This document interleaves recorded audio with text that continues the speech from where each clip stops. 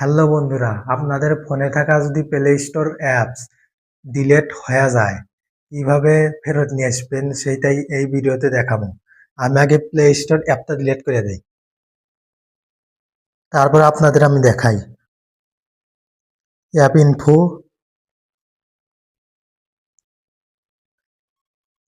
এই যে ডিলেট।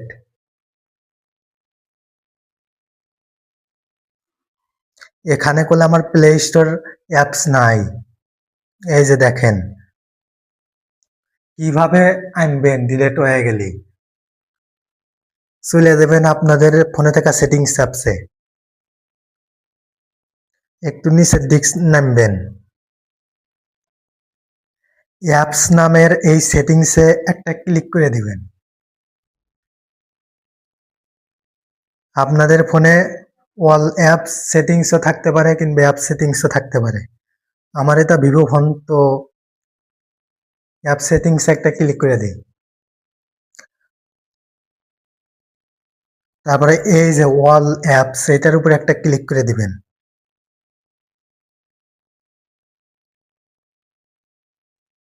একটু নিচের দিক নামবেন।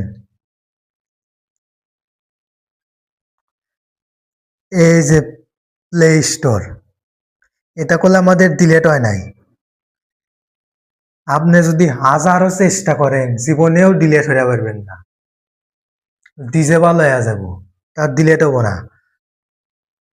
এই ইনেবল আবার একটা ক্লিক করে দিবেন। এই যে ইনেবল হয়ে গেছে। এই যে প্লে স্টোর, যদি ডিলেট হয়ে যায় এইভাবে আপনারা ইনেবল করতে পারেন। প্লে স্টোর জীবনেও ডিলেট করতে পারবেন না। যদি ভিডিওটা ভালো লাগে, লাইক, সাবস্ক্রাইব এবং শেয়ার করতে ভুলবেন না।